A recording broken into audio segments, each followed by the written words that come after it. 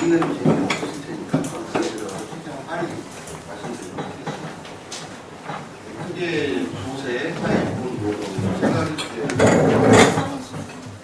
너무 많은 깊이 있는 내용 같은 건 재미없을 것 같습니다. 크게 세 가지 주제를 가지고요. 세 가지 주제에 대해서 제가 한국에서 일하면 중국도 일하면서 강조드리는 게 제가 강조드리는 게 이런 면입니다. 중국은 중국 사업 봤을 때 기본적으로 한국과 같다라고 생각하는 수준에서 한국에 말씀을 드렸어요. 크게 보면 중국은 한국과 같다. 그 속에서 크게 보면 같은데 또 다른 것들 이런 것들을 주의하시는 게 좋겠다는 걸 말씀을 많이 드리고 있습니다. 그런 측면으로 교세, 사회보험, 노동 이렇게 말씀을 드려보도록 하겠습니다. 사업하면서 필수적으로 관계되는 게 세금, 그다음에 사회보험, 우리나라의 4대 보험이죠. 직원분들 채용하셔야 되니까 노동 문제 세 가지 주제로 말씀을 드리도록 하겠습니다. 교세 부분입니다. 한중 세무계 비교인데요. 중국의 세금은 한국과 거의 같다고 보시면 됩니다. 한국에 사업하실 때 내시는 세금은 중국에도 그대로 있습니다. 같습니다. 다만 이름이 다르고요. 세율과 세금 계산하는 방법이 잠깐 다릅니다. 가장 직접적인 세금이 사업하실 때 법인세죠. 한국의 법인세. 중국에도 법인세 있습니다. 이름이 기업 소득세로 불려지고 있고요. 세율 다릅니다. 중국의 기업 소득세는 기본 세율이 25%고요. 한국은 3단계로 되어 있습니다. 법인세, 기업세 해당합니다. 한국에서 사업하시면 부가가치세 내십니다. 부가가치세. 중국에도 부가가치세에 해당하는 증치세 있고요. 영업세, 소비세라는 게 있습니다. 여기 보시면 중국의 증치세는 한국의 부가가치세고요. 중국에 있는 영업세도 한국으로 치면 부가가치세, 소비세는 개별 소비세, 관세 그대로 있고요. 중국의 자원세라고 불리는 세금이 있습니다. 한국의 지방세 중에 지방세 아니죠. 교통세라는 게 있고요. 토지 증치세는 한국의 양도소득세, 성진 토지 사용세라는 거 있는데요. 한국의 토지분 재산세, 기업세 말씀드렸고요.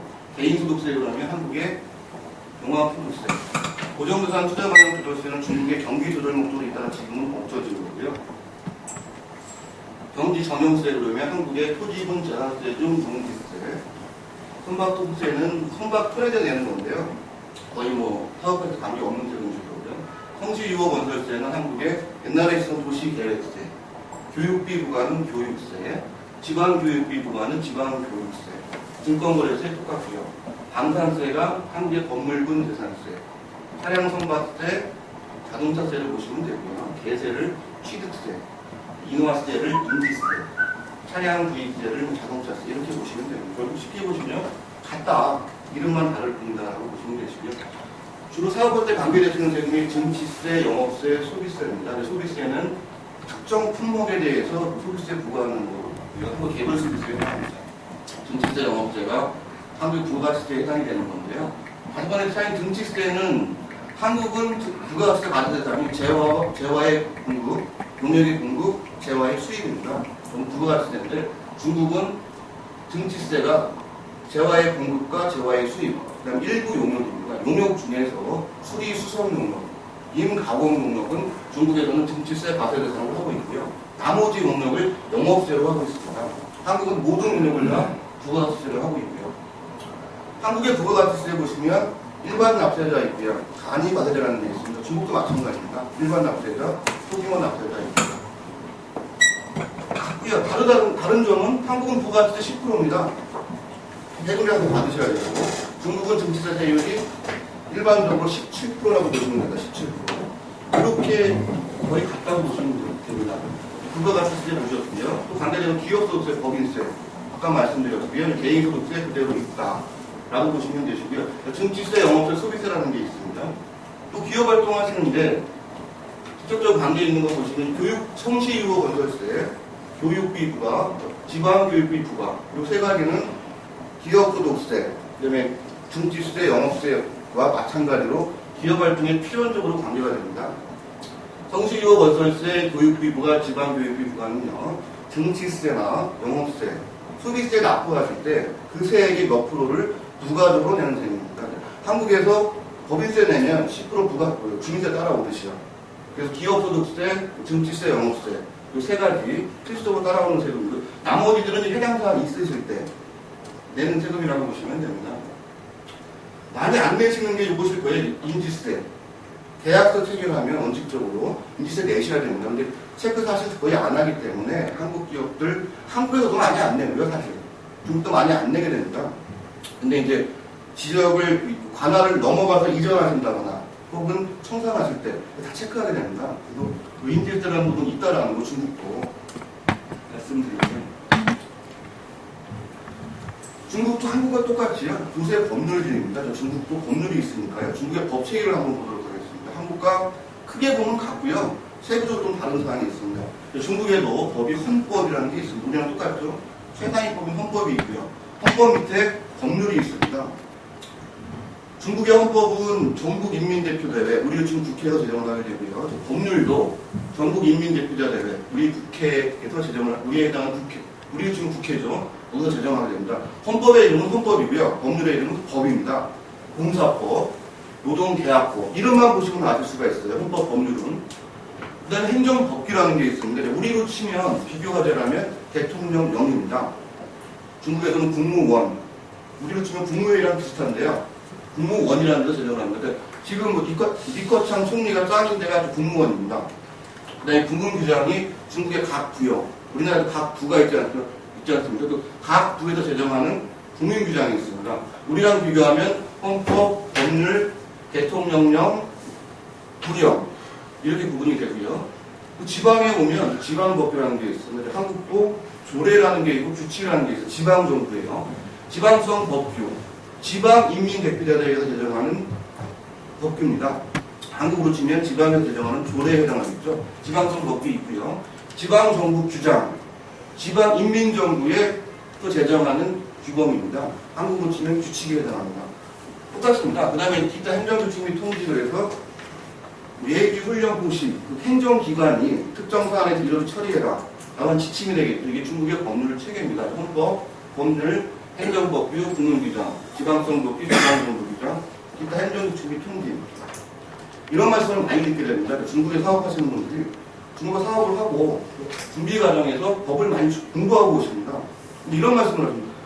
중국은 왜 갔더니 내가 공부한 중화법하고 지바에 갔더니 또 다르냐 이런 얘기 하시고요. 또 삼동성을 사업할 때 내가 다 기억하고 갔는데 삼동성 같은 게 또 다르냐 이런 얘기를 합니다. 그 이유가 여기서 나옵니다. 헌법, 법률, 행정법규, 국문규장이 있다. 국문규장. 각 부의 불이형이요. 요 각 국문규장의 효력과 지방성 법규 및 지방정부규장의 효력은 동등합니다.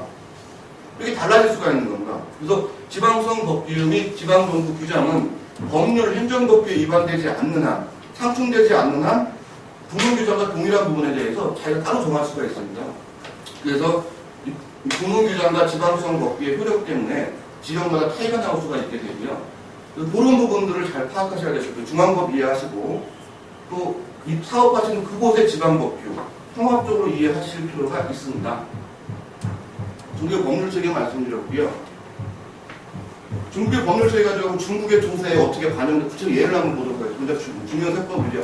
그리고 보시면 증치세, 한국으로 좀 부가가치세죠. 최상위법이 증치세 잔행조례입니다. 바로 안에는 국무원에서 제정했고요. 증치세 잔행조례라는 이름을 보실 때 이게 법률인지 행정법규인지 국민규장인지 이런 가지고는 알 수가 없습니다. 증치세 잔행조례를 보실 때 이게 누가 제정한 것인가 보시면 증치세 잔행조례는 국무원에서 제정을 했습니다. 그래서 증치세 잔행조례는 행정법규입니다. 헌법, 법률, 금융기능 행정법규고요. 증치세 실질세칙 재정부에서 제정한 겁니다. 그래서 국무규장. 우리로 치면 증치세 잔행조례는 부가가치세법, 증치세 실질세칙은 부가가치세법 시행령 여기에 해당이 되는데 있고요. 그 다음에 국가세무총국에서 발표한 여러 가지 얘기나 훈련 같은 것들 증치세 오셨고요. 기업소득세는 기업소득세법이라는 게 있습니다. 이름 보시면 알 수 있는 법입니다. 전인대에서 제정을 했고요. 그 다음에 기업소득세 실질조례, 국무원에서 제정한 행정법규고요. 그 다음에 국가세무총국에서 발표한 실무 지침들, 통지들이 있습니다. 개인소득세도 마찬가지로 개인소득세법, 실질조례, 국가세무총국. 세도징수관리법이라는 게 있습니다. 세도징수관리법이 우리나라로 치면 국세기본법, 더하기 국세징수법, 더하기 조세범 처벌법에 해당합니다. 세도징수관리법이 상당히 중요한 법입니다. 세무등기, 세무조사, 그다음에 세법 위반 시의 처벌 규정 이런 걸 담고 있고요. 세도징수관리법은 법입니다. 그러니까 전인대에서 지정했고요. 세도징수 관리 실질세칙 공무원 행정법규입니다. 보시면요. 세도징수 관리 실질세칙도 이름은 실질세칙입니다. 한문을 그대로 한글로 바꾼 거고요. 얘는 공무원, 행정법규입니다. 또 위에 보시면 증치세 실질세칙, 이름이 실질세칙입니다. 얘는 국문규정이죠. 충돌한다라면 누가 더 높다라는 거죠. 그 다음에 사업하실 때 증치세, 기업소득세, 개인소득세, 세도징수관리법 많이 익히셔야 되시고요. 이런 거 있다라는 정도 아셔야 될 겁니다. 더 플러스 되는 게 있죠. 한중조세조약이요. 한중조세조약 때문에 중국 세법 많이 이제 수정이 되게 됩니다. 큰 틀 보셨고요. 전체세법 중에서 제가 이번에 주제로 잡은 주제가 이제 주재원의 한중 개인소득세였습니다. 주재원 한중 개인소득세 가지고 중국에서의 세금, 한국 세금, 조세조약까지 한번 이 주제만 가지고 들어가 보도록 하겠습니다. 주재원의 한중 개인소득, 주재원은 한국 본사에서 우리 중국 현지법인에 오셔서 일하시는 분들, 이분들을 대상적으로 주재원으로 정의를 했고요. 주재원의 한중 개인소득세 먼저 제중 한국인의 중국 소득세 보도록 하겠습니다. 한국에서 파견 나오신 분들은 관련된 중국 개인소득세법의 규정 보시면요. 중국 세법에서요. 다수당 이렇게 규정하고 있습니다. 다수당 소득이 개인소득세법 제2조 7조에 8조에 나와 있는데요. 근로소득, 개인사업자의 사업소득, 인적농역소득, 특허권 사용료 소득, 이때 보면 우연소득, 재산 양도소득 이렇게 나열이 되어 있습니다. 이거 한국과 동일하죠. 한국도 이렇게 쭉 나열이 되어 있습니다. 중국도 과세자당소득 나열이 되어 있고요. 아마 주로 관계되는 세금은 다 근로소득입니다. 근로소득.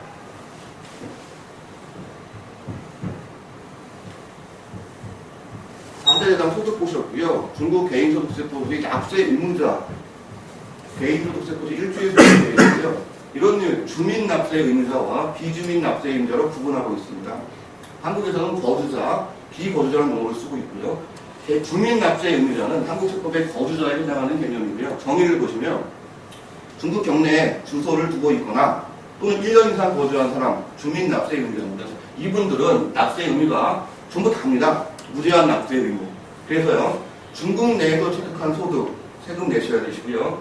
중국 외에서 취득한 소득도 세금을 내야 됩니다. 중국 내에서 취득한 소득, 중국 외에서 취득한 소득, 구체적인 내용은 실제 둘에 있고 뒤에서 볼 겁니다. 비주민 납세 의무자는 주민 납세 의무자가 아닌 분들이요. 중국에 주소가 있거나 또는 1년에 거주하지 않으신 분들, 비주민 납세 의무자에 해당하게 되기 때문에 이분들은 중국 내에서만 취득한 소득, 소득의 원천이 중국 내에 있는 소득만 세금을 납세하시면 됩니다.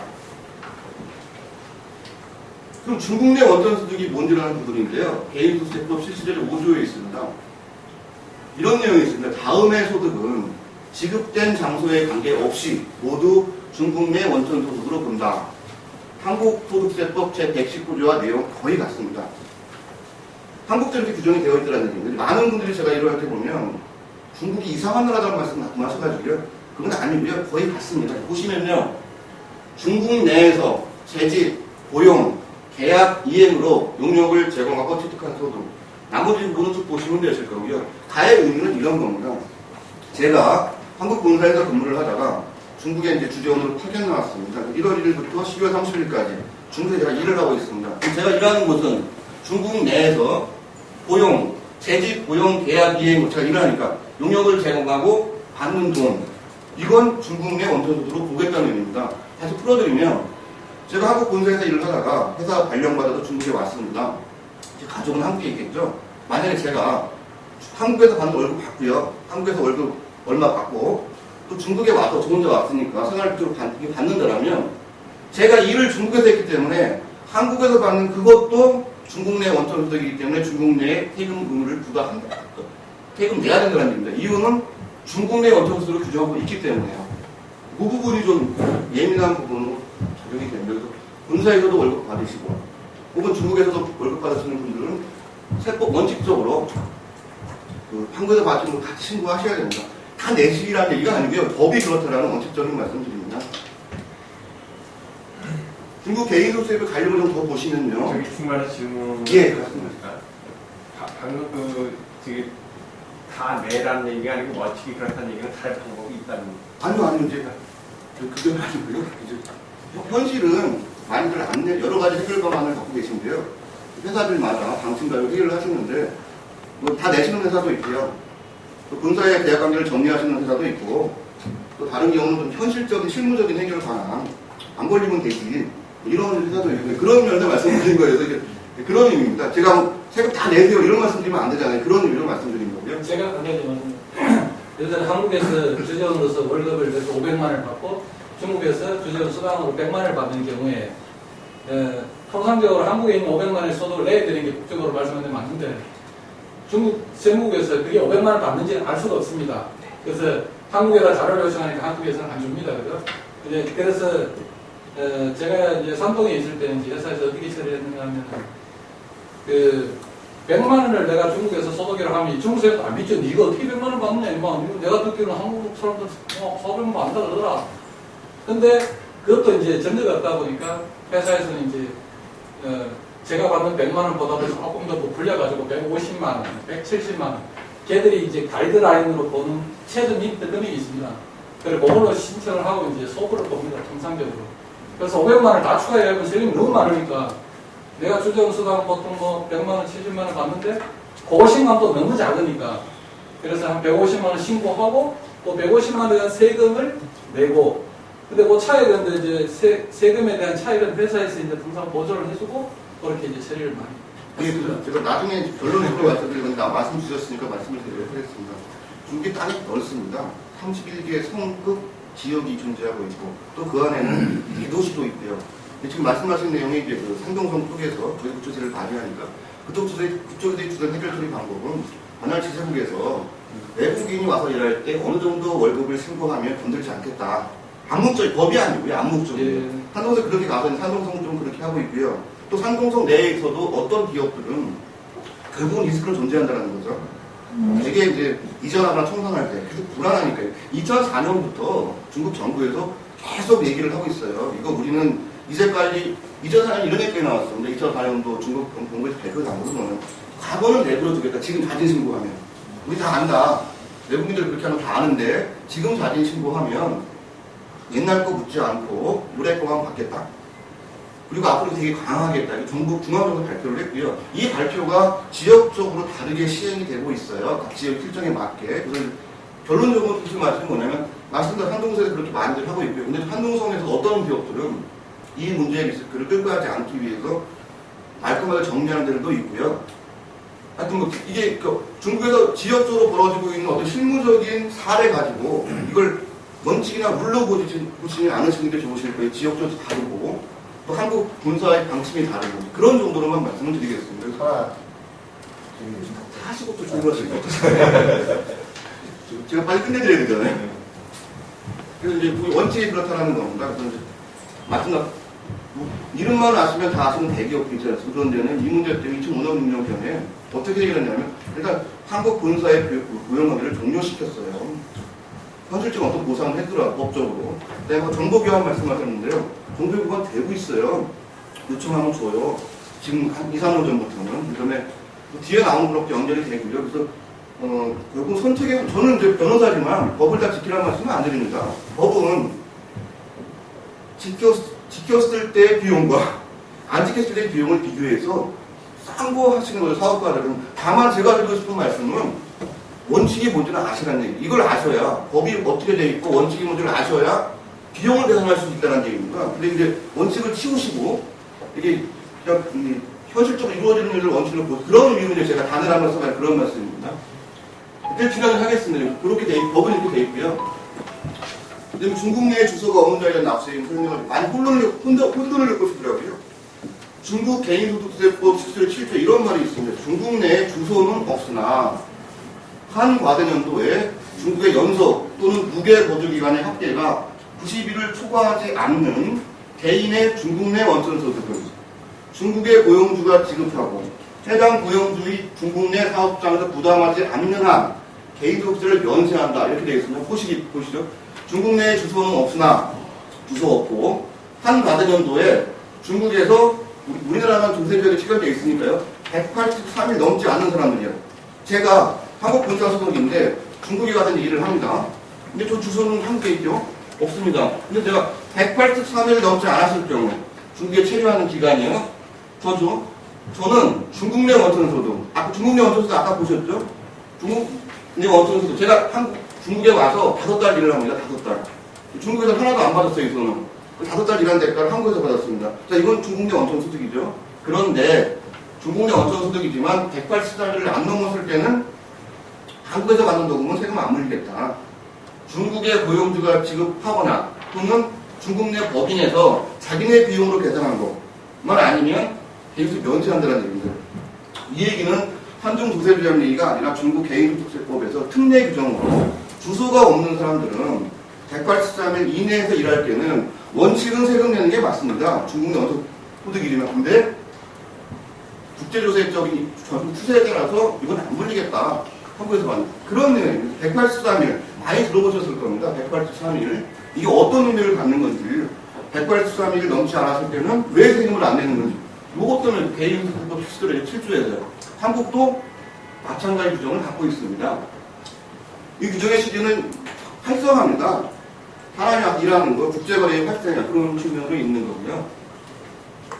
또 개인소득 실조 6조입니다. 한국도 마찬가지 내용인데요. 마찬가지로 중국 내에 주소가 없는 데에 대한 납세의 뭐 183일, 1년, 5년 이런 얘기 많이 들렸습니다. 그 부분입니다. 중국 내에 주소는 없으나 중국 내에서 1년 이상, 5년 이하 거주한 개인의 중국 외 원천소득입니다. 주소 없고요.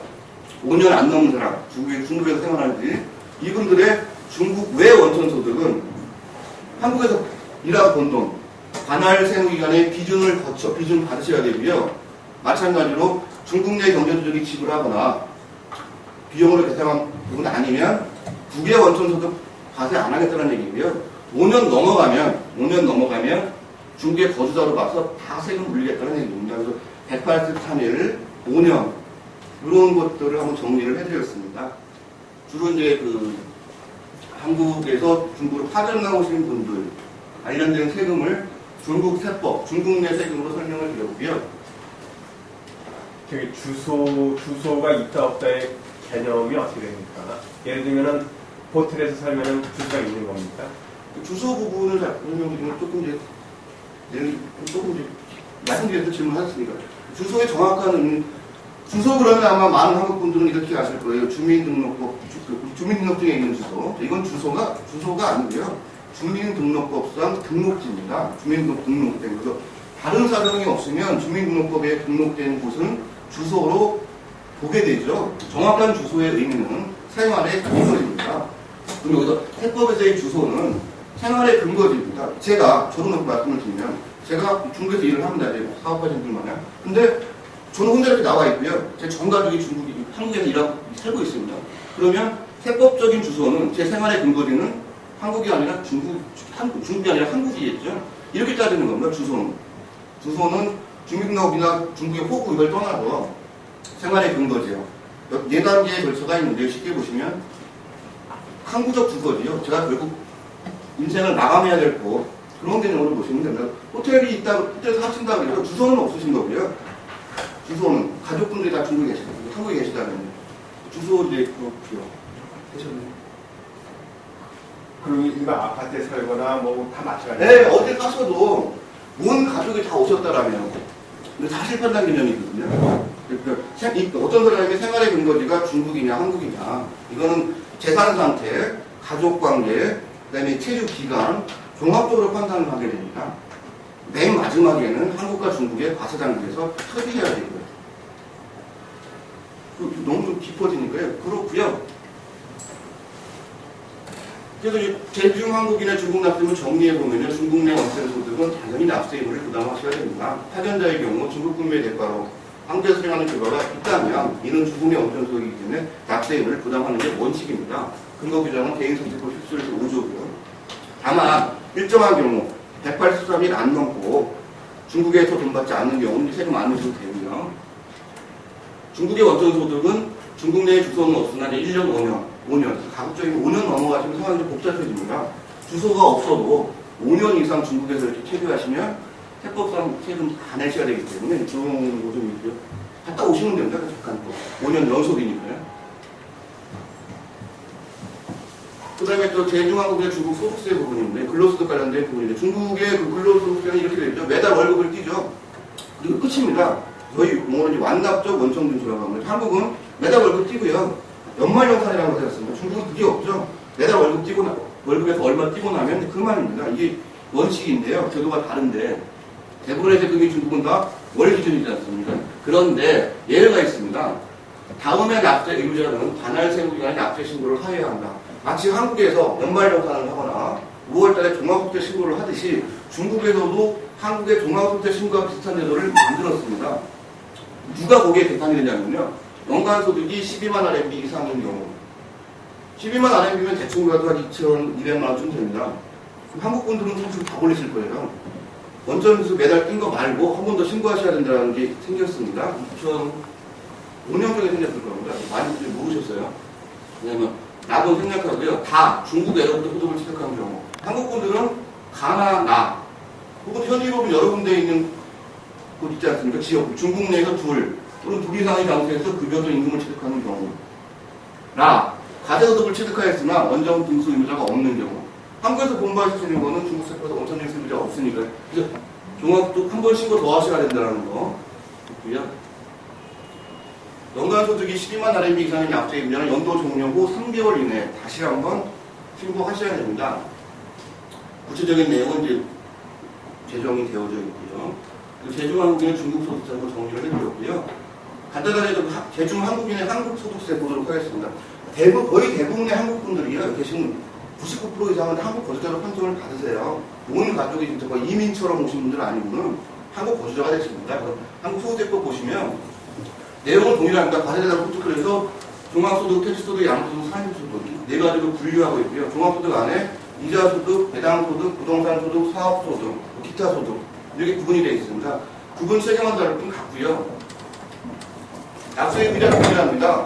거주자, 국내, 한국이죠. 국내에 주소를 두거나 1년 이상 거소를 둔 개인, 거소나 거주나 마찬가지겠죠. 이분들은 거주자는 무제한 납세 의무, 국내 원천소득 및 국외 원천소득, 비거주자는 국내 원천소득만 과세한다. 중국이랑 똑같이 규정이 되어져 있고요. 그럼 제중 한국인의 한국인 납세 의무 한번 보도록 하겠습니다. 제중 한국인은 대부분 분들이 한국 거주자가 되십니다. 따라서 중국 내 원천소득에 대하여도 한국의 납세 의무를 하셔야 됩니다. 한국에서 받으신 돈 하셨겠죠, 뭐. 중국에서 신고하신 거 다시 한번 갖고 신고하셔야 됩니다. 그래서 한국에서 합당 신고하셔야 되시고요. 이때 세금이 늘진 않습니다. 신고하신다고 해서. 저희가 일을 해보면 중국에서 신고도 하시고 한국에서 한 번만 더 신고하신다고 해서 세금이 느는 경우는 거의 없어요. 비슷하게 나오거나 좀 왜 세금이 안 느냐면요. 해외 근로소득 일종의 비과세입니다. 해외 근로소득은 한국 세법에 의해서 월 100만 원까지는 비과세입니다. 해외에서 근로 제공하시고 받는 소득은 월 100만 원은 비과세로 빠지고요. 또 외국 납세에 공제라는 제도가 있습니다. 그래서 줄진 비슷하거나 아니면 조금 더 내셔야 되는 상황이 됩니다. 그래서 이런 게 있고요. 한 달에 세금 늘어나는 건 아니고요. 근데 안 하셨다가 문제가 되면 한국 국세청이 좀 많이 따지고 있습니다. 3년 전부터요. 중국은 중국대로 한번 프리엔시 안 하면 추징을 하고요. 추징은 세금 낼 게 별로 없었으니까 별로 무서운 게 아닌데 무신고 가산세라는 게 있습니다. 산출세액의 20%를 가산세로 부과를 합니다. 가능하시면 이렇게 한번 해주시는 게 좋으실 겁니다. 그리고 소득세 관련해서 중국과 한국 정리를 해드렸고요. 제가 최대한 빨리 진행하겠습니다. 시간 너무 많이 제가 써서요. 네, 사회보험 한국 똑같습니다. 중국의 양로보험, 의료보험, 실업보험, 공산보험, 출산보험이라는 게 있습니다. 한국도 있죠. 양로보험에 해당하는 국민연금, 의료보험에 해당하는 건강보험, 실업보험 그대로 있고요. 공산보험이 한국의 산재보험입니다. 한국 출산보험이 없죠? 있습니다. 한국은 출산보험이 건강보험 안에 포함되어 있습니다. 그래서 한국은 똑같습니다. 종류 똑같고요. 한국 시험 저희 직원분 이렇게 두고 보시면 그 직원분이 내야 되는 그 4대 보험요. 개인이 반, 회사가 반 이렇게 내주는 제도가 한국의 제도입니다. 중국도 똑같고요. 대충 요율이 다릅니다. 한국은 요율이 20%입니다. 대충. 전체 20%에서 회사가 10%, 개인이 10%. 20%를 내게 됩니다. 4개 다 합해서요. 중국은 이 4개, 5가지 다 합하면 지역마다 다릅니다. 요율이. 중국은 41 내지 43% 나옵니다. 국경 안에서도 동네가 좀 다릅니다. 다소. 아까 말씀드린 지방성 몇 개잖아요. 합계가 41 내지 43%가 되고요. 이걸 회사가 한 32% 정도 부담하고 개인은 10% 정도 부담합니다. 개인 부담분은 한국과 동일합니다. 회사 부담분이 엄청 높은 거죠. 전체 중에 한 80% 정도를 회사가 부담하고 20% 정도를 개인이 부담하는 체제입니다. 이유는 체제가 다르지 않습니까? 우리랑은 그렇게 돼 있고요. 이런 게 있습니다. 그래서 직원 한 분 이렇게 채용하시면 원칙적으로 주시는 급여에 플러스 저염 비용이 더 든다는 거. 그렇고요. 한국하고 동일합니다. 그럼 한국에서는 예를 들어 제가 아닌데요. 저는 정말 아니에요. 제가 월급이 1억 원이라면 제가 내야 되는 그 건강보험은 한도가 7천만 원입니다. 상한이 있습니다. 국민연금은 지금 한 500만 원 정도 될 겁니다. 제가 1000만 원을 받아도 500만 원을 대상으로 내요. 중도 마찬가지입니다. 상한, 하한이 있고요. 상한 계산하는 거, 하한 계산하는 거 그렇게 있습니다. 지역별로 정하게 되고요. 그 다음에 한국하고 다르게 특별히 있는 게 주택보조비, 주방공적금이라는 거 있습니다. 주방공적금의 근거법령은 이제 주방공적금 관리 조례, 행정법이죠. 이렇게 있고요. 요율은 5 내지 12%입니다. 마찬가지로 급여에, 직원분들의 급여에 5 내지 12%를 내셔야 돼요. 추가적으로 이것 때문에 실질적인 사회보험료는 한 50% 정도가 될 겁니다. 납부일 수 있고요. 동네마다 다릅니다. 그 다음에 한중 이렇게 사회보험을 보셨는데 이 중에서 한국에 가입되시면 제가 이제 한국에서 일을 하고 여기 가서 일을 하면 저는 한국에 4대 보험도 가입이 되고 여기도 5대 보험 가입하고 이중 부담이 되지 않습니까? 그래서 한국과 중국 간에 조약을 체결해서요 면제를 시켜줍니다. 뭐냐면 한국에서 국민연금 고용보험이 가입되어 있으면 한국에도 국민연금 고용보험이 가입되어 있으면 일정한 절차를 거치면 중국에서는 양로보험과 실업보험 면제시켜주겠다. 그런 지원이 체결되어 있습니다. 그래서 이건 면제받으실 수가 있고요. 양로보험이 제일 높습니다. 양로보험이 합계가 28%, 실업보험이 1% 정도. 이거만 면제를 받으셔도 확 줄죠. 그래서 이거 있으니까 면제 받으시면 좋습니다. 관련된 내용 혹시 정리해드렸습니다. 절차적인 내용입니다. 쭉 보시면 되시고요. 이 부분만 잠깐 짚어드리겠습니다. 이제 면제 대상자는 파견자, 제가 한국 본사 직원이고 중국에 파견을 왔을 때 파견자가 면제 대상인데 보시면 한쪽 쉽게 가겠습니다. 한국의 사업장을 가진 사용자에 의해 제가 본사 직원, 한국에서 고용된 자가, 한국에 소속된 자가 그 고용과 관련해서 중국의 영역에 와서 그 사용자를 위해 일하는 경우, 이런 경우가 파견자고요. 이런 분들이 면제시키겠다는 얘기거든요. 근데 이게 되게 예민한 문제가 좀 있어요. 이 부분이 되면 제가 본사 소속이고 현지법이나 파견대상 일을 하고 있습니다.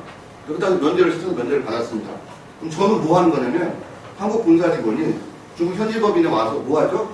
한국 본사를 위해서 일한다는 얘기인데 이거 지금 한국 본사 일하는 얘기. 그럼 뭐가 되죠?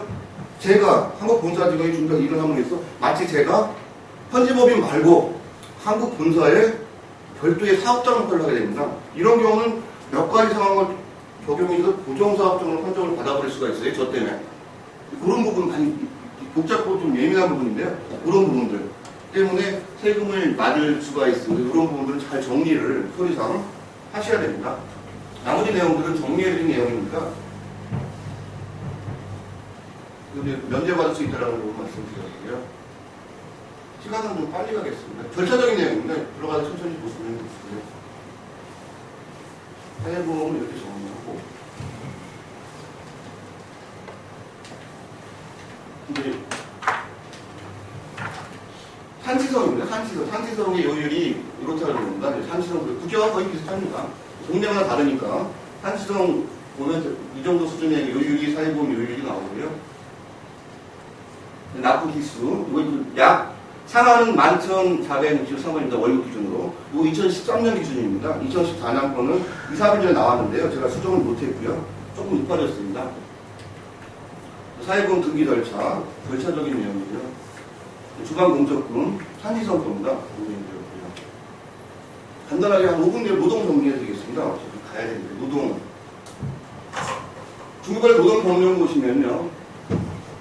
노동 관련 기본 노동법이라는 거 있고요.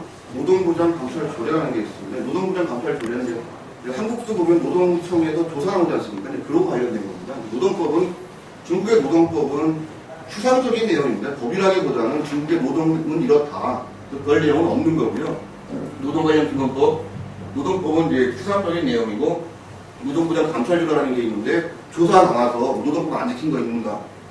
조사하고 할 수 있는 근거가 노동부당감찰 조례가 있고요. 노동계약법, 한국으로 치면 근로기준법입니다. 노동계약법 필수조례 근로기준법 시행령. 제가 이거 보여드리는 이유는 한국에 있는 건 중국에도 다 있다라는 측면으로 보여드리는 겁니다. 임금이 중국에도 최저임금법이라는 거 있습니다.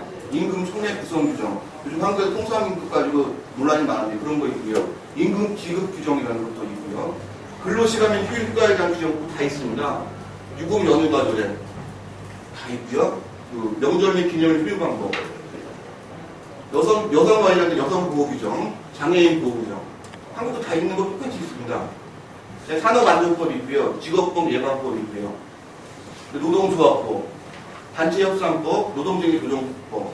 이렇게 중국에는 한국에 있는 거 다 있다라고 보시면 되십니다. 그런 정도로 관련되는 내용이 있을 때 찾아보기 좋으시게 정리를 해드렸고요. 노동계약법만 간단히 설명드리겠습니다. 노동계약법은 중국의 노동계약법은 2008년에 만들어졌고요. 특징은 근로자의 사용자에 대한 개선청구를 명문하고 있습니다. 사용자가 노동계약법을 위반하면 중국 노동계약법에서는 이 사용자가 바로 고용주한테 배상금, 보상금을 청구할 수 있도록 규정을 하고 있습니다. 이게 한국과 좀 다른 내용입니다. 한국에서는 제가 고용주고 직원한테 노동법을 위반했다면 직원은 저한테 제가 월급을 안 줬다고 치면 직원은 저한테 월급 받기 위해서 민사소송 내기해야 됩니다. 되게 복잡하고 번거롭겠죠. 그 다음에 저를 고발할 수 있습니다. 검찰에요. 그럼 저 고발 당하면 벌금 맞게 됩니다. 벌금도 나라에서 되는 거죠.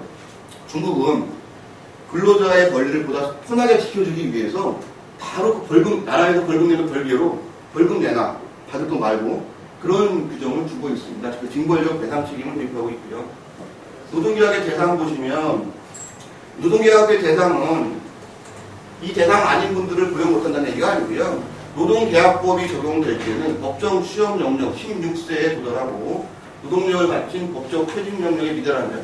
16세 이상자만 이제 고용하실 수 있으시고요. 남자 60세, 여자는 50세 또는 55세가 정년입니다. 노동계약의 종류도 있고요. 나머지 내용 보시면 되실 거예요. 어차피 많이 알려진 내용들을 정리해 드린 거니까요.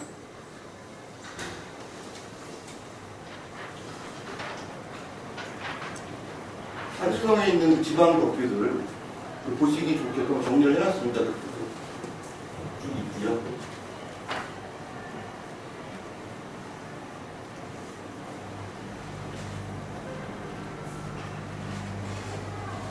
취업 정지적 절차 한번 정리를 해드렸습니다. 예, 또 자세히 설명드리고 싶었는데, 예, 마치 들어가서 질문 있으시면 질문해 주시면.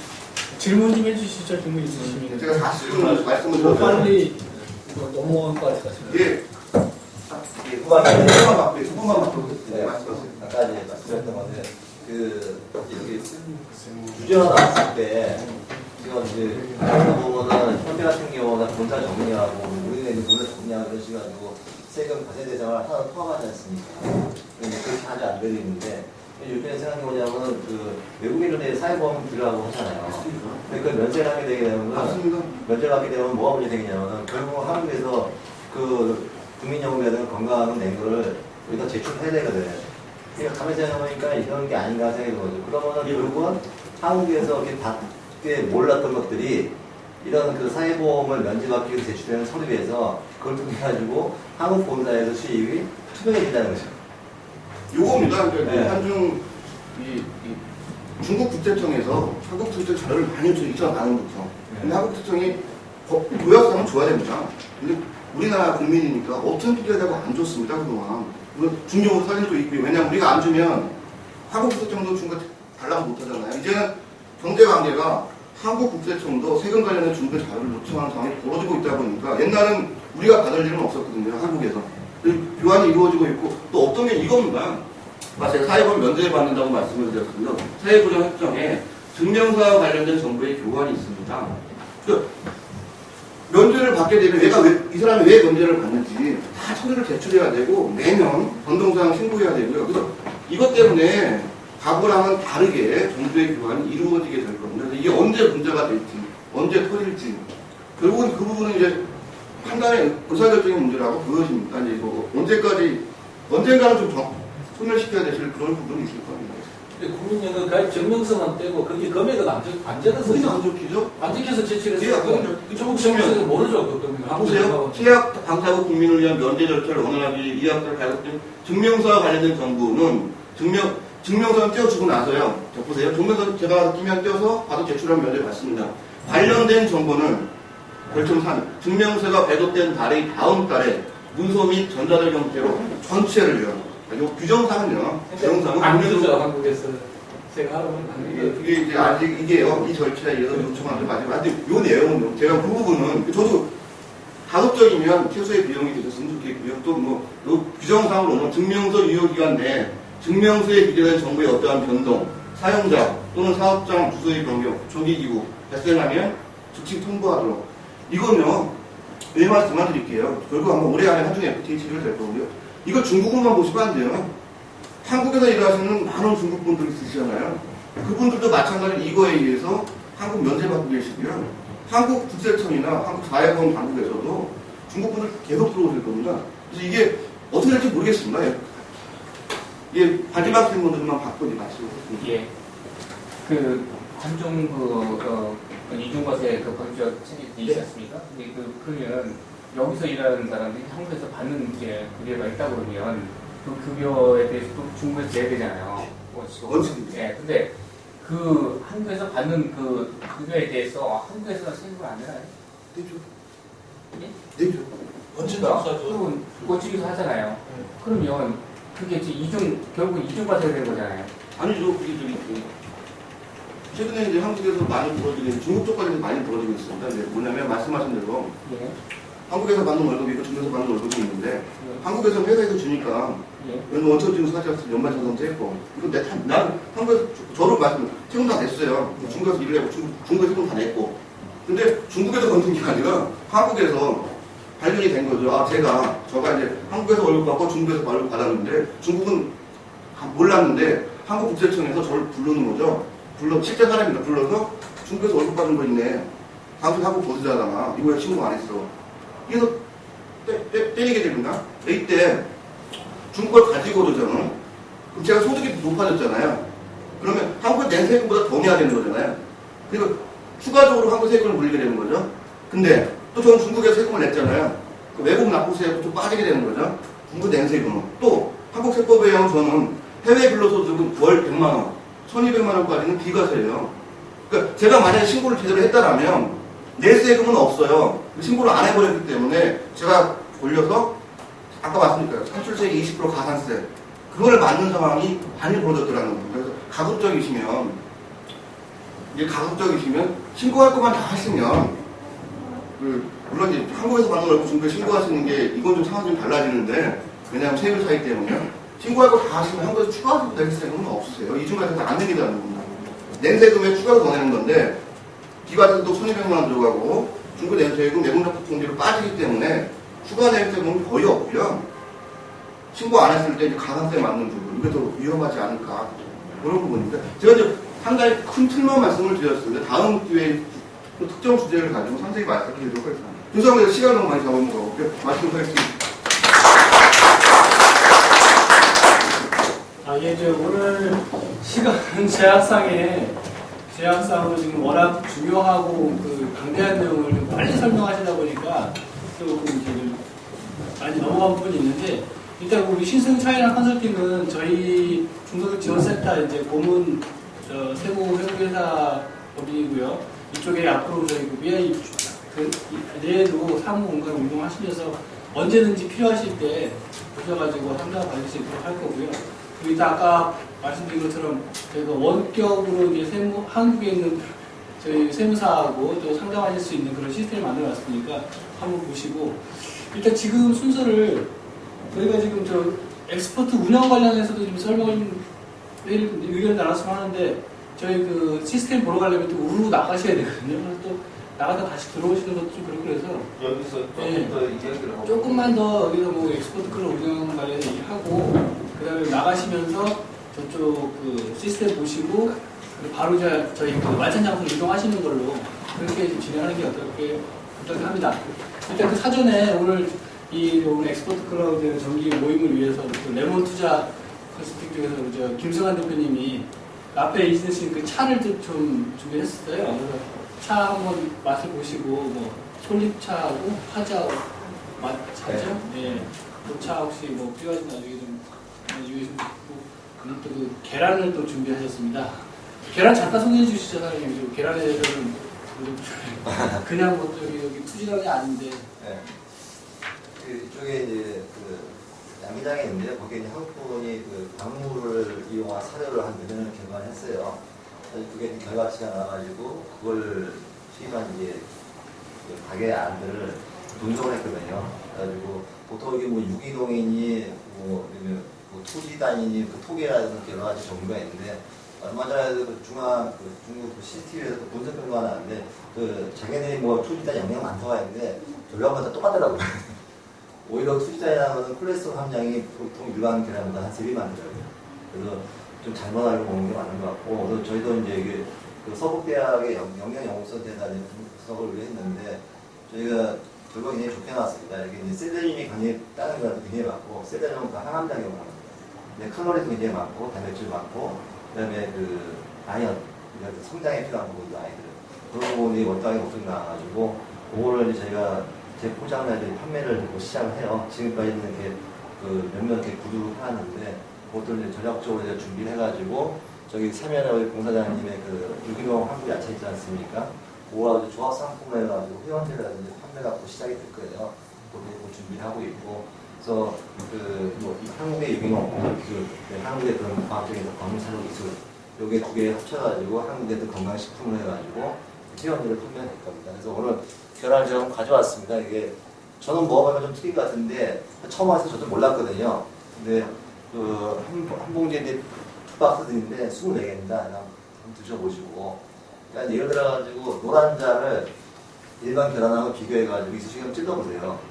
들어가는 느낌이 좀 틀립니다. 그러니까 일반 계란은 쑥 들어가는데 이거는 들어가서 좀 빡빡한 느낌이 있고 이쑤시개를 숨을 꽂아놔도 20분 전에 이쑤시개가 쓰러지지 않습니다. 그만큼 이제 그 노란자, 그다음에 투명한 흰자, 투명한 흰자가 있는데 투명한 중간 흰자가 굉장히 선명하게 나오거든요. 세상에 뭐 자세하신 거는 네, 자세한 드셔보세요. 거는 좋은 거 설명을 하는 것도 없으니까 네, 드셔보시고. 그래도 만찬 때 얘기하시고 오늘 저 계란을 준비해 주신 사장님께 박수 한번 드립니다.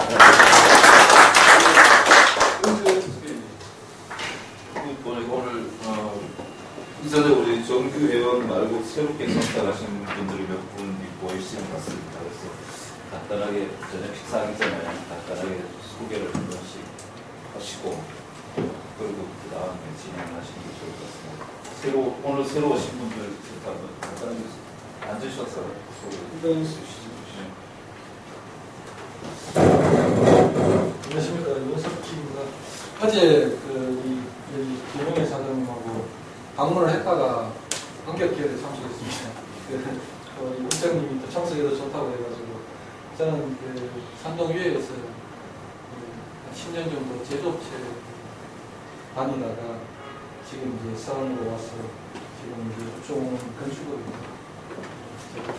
산동에서 10년 동안 중국 사람들을 사귀면서 좀 신임을 얻어가지고 투자를 하겠다는 건축업자가 있어가지고 그 지원을 받아서 지금 저도 물론 회사를 하면서도 공장을 많이 지었고 경험도 있고 혹시 기회가 되면 그리고 이제 뭐 건축도 건축이지만 저는 이제 회사에서 이제 관리를 주로 10년을 했기 때문에 노동법이나 세법이나 이제 뭐 이론적으로 뭐 완벽하게는 모르지만 실제로 실무적으로 던치는 부분에 있어서 모든 경험을 다 해봤기 때문에 혹시 필요한 게 있으면 그냥 제가 혹시 도움이 되면 전화해 주시면 아까 뭐 이런 경우 플러스 뭐 조사, 업무 관리 한 900명을 관리하다 보니까 뭐 매일 문제가 생기니까 그대로 현실적으로 대응하고 하는 데 좋은 개념이 있다고 생각합니다. 그리고 외국 기업이 중국에 들어갔을 때 법을 지키는 것도 중요하고 또 한국 기업들이 힘을 그러니까 한상이나 또는 이런 단위로 힘을 모아서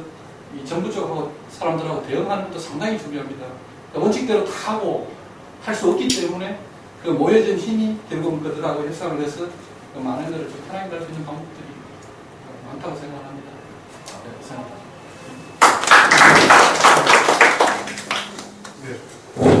네, 안녕하세요. 저는 천진성함부 김용혜라고 합니다. 이 모임에는 처음 나왔는데 뭐 대부분이 다 아시는 분들이에요. 저는 그래서 예, 그냥 뭐 인사를 간단하게 해도 되겠습니다. 네, 잘 부탁드립니다. 저만 모르나요? 새로 오신 분들이 많이 계시는 것 같은데. 안녕하십니까. 김서일입니다. 저는 2년 전에 이제 서원에 왔고 지금 현재 가족은 아직도 천진에 있습니다. 천진 쪽에서는 코리아나 기업관리 컨설팅으로 유명했는데 여기서는 정황기기업으로 유명한 것 같습니다. 나중에 또 개인적으로 아시는 분들 같이 한번 이야기하시죠.